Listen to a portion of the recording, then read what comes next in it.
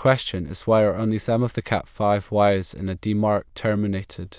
The crew responsible for the demarc is responsible for the termination of the wires only at the demarc itself. They are not responsible for connecting the wires beyond that point. There may be multiple downstream devices that need to be connected, and the crew installing the demarc may not know which devices will be used or where they will be located.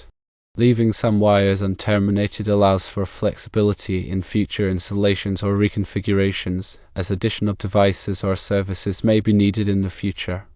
It also reduces the risk of cross-connections or other errors that could affect the functionality of the network. The instructions on the inside cover of the demarc are typically provided as a courtesy to assist with connecting phone lines, which are often associated with demarcs. However, these instructions do not extend to the termination or connection of Cat5 wires beyond the demarc. Having unterminated wires can lead to wasted resources and increased costs over time. Service crews may need to make multiple trips to complete the installation, using additional gas and time. It can create confusion and frustration for users who expect all the wires to be connected. It is recommended to have all the Cat5 wires terminated and connected properly at the time of installation to avoid future issues and to save costs. In greater detail, let's consider the role of the demarc or demarcation point. This point serves as the interface between the service provider's network and the customer's internal network. Think of it as the boundary line between the outside world and your inside world, network-wise. Now, when a technician installs the demarc, their primary responsibility is to ensure that the service provider's connection is properly terminated at this point. This typically involves connecting the incoming cable, whether it's a twisted pair cable like Cat5 or Cat6, or a fiber optic cable, to the appropriate terminals within the demarc enclosure. The number of wires terminated at the demarc often depends on the services that are being provided. For example, if it's a basic phone line, only 1 or 2 pairs of wires might be terminated. If it's a data connection, such as internet access, then more pairs might be used. However, it's not always necessary to terminate all the wires in the Cat5 or Cat6 cable. These cables contain multiple pairs of wires, typically 4 pairs in total, which can support multiple connections. Leaving some pairs unterminated provides flexibility for future expansion or changes to the network. For instance, a business might initially only need 1 data connection, but later decide to add a second one for a different department or application. By leaving some wires unterminated, they can easily add this second connection without having to run a new cable all the way back to the demarc. In some cases, the technician installing the demarc may not know exactly how the customer's internal network is configured. They may not know which devices will be connected to the network or where those devices will be located. By leaving some wires unterminated, they allow the customer to customize the connections according to their specific needs. This can be particularly useful in larger buildings or office spaces where the network configuration may change frequently. There are also some technical reasons why a technician might choose to leave some wires unterminated. For example, if there are issues with the cable itself, such as damaged wires or excessive crosstalk, the technician might choose to only terminate the pairs that are in good working condition. This can help to ensure that the network performs reliably, even if the entire cable is not perfect. Another reason is to prevent ground loops, which can occur when multiple devices are connected to the same network and have different ground potentials. Ground loops can cause noise and interference on the network, which can degrade performance. By leaving some wires unterminated, the technician can help to minimize the risk of ground loops. Now let's talk about the instructions that you often find inside the demarc enclosure. These instructions are typically provided as a courtesy to the customer to help them understand how to connect their own devices to the network.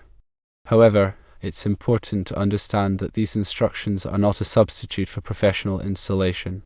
Connecting network cables and devices can be more complex than it seems, and it's easy to make mistakes that can cause problems with the network. If you're not comfortable working with network cables and devices, it's always best to call a qualified technician to do the work for you. It is also important to note that the instructions typically only cover the basics of connecting phone lines, which is often the primary purpose of the demarc. They typically don't provide detailed instructions on how to terminate or connect Cat5 or Cat6 cables. This is because these types of connections are typically used for data networks, which require more specialized knowledge and equipment. Now, while leaving some wires unterminated can provide flexibility, it can also have some negative consequences. One of the most common is wasted resources. If a cable has multiple pairs of wires, but only some of them are being used, the unused pairs are essentially wasted. This can be particularly problematic in large installations where there are many cables with unused wires. Another consequence is increased costs. If a customer later decides to add a new connection and all the wires in the existing cable are already terminated, they will have to run a new cable, which can be expensive. This can be especially frustrating if the customer had originally paid for a cable with multiple pairs of wires, only to find out that they can't use them all. Leaving wires unterminated can also create confusion. If a customer opens the DMARC enclosure and sees a bunch of unterminated wires, they may not know what to do with them. They may try to connect them themselves, which can lead to mistakes or even damage to the network. For all these reasons, it's generally recommended to terminate all the wires in a Cat5 or Cat6 cable at the time of installation, even if they are not all being used immediately. This ensures that the customer has maximum flexibility in the future and avoids the potential problems associated with unterminated wires. Of course, there may be some situations where it's not practical to terminate all the wires. For example, if the cable is very long or difficult to access, it may be easier to leave some wires unterminated. However, in most cases it's worth the extra effort to terminate all the wires. When terminating Cat5 or Cat6 cables, it's important to use the correct tools and techniques. This includes using a crimping tool to attach the connectors to the wires and a cable tester to verify that the connections are good. It's also important to follow the correct wiring scheme, which is typically either T568 or T568B. These wiring schemes specify the order in which the wires should be connected to the connector. Using the wrong wiring scheme can cause problems with the network, such as reduced performance or even complete failure. So, to summarize, the question of why only some Cat5 wires are terminated at the DMARC is multifaceted. Firstly, the installer's primary responsibility is to establish a functional connection at the DMARC, often for a specific service like a phone line or initial data connection. Secondly, leaving some wires unterminated provides flexibility for future network expansions or reconfigurations, accommodating additional devices or services without requiring new cable runs. Thirdly, the specific network configuration and the devices to be connected may not be fully known at the time of the initial installation, making it practical to leave options open. The instructions inside the DMARC are typically a courtesy, primarily focused on basic phone line connections and not comprehensive guides for Cat5 or Cat6 terminations. While this practice offers flexibility, it can also lead to wasted resources, increased costs for future expansions, and potential confusion for users. The recommendation is to terminate all wires during the initial installation to avoid these issues, ensuring maximum future flexibility and preventing potential problems while adhering to proper termination techniques and wiring schemes. This approach minimizes the need for future service calls and ensures a more robust and adaptable network infrastructure. Further elaborating on the best practices for Cat5 and Cat6 cable termination, it's essential to understand the importance of proper cable management. After terminating the wires, ensure they are neatly organized and secured within the DMARC enclosure. Avoid creating sharp bends in the cables, as this can damage the wires and degrade the signal quality. Use cable ties or Velcro straps to bundle the cables together and keep them from becoming tangled. Label each cable clearly to identify its purpose and destination. This will make it easier to troubleshoot problems in the future and avoid accidental disconnections.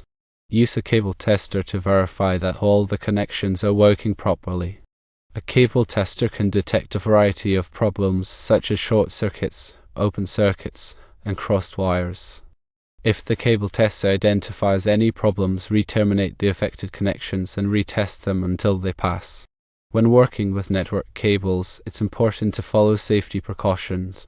Wear safety glasses to protect your eyes from flying debris. Use insulated tools to avoid electric shock.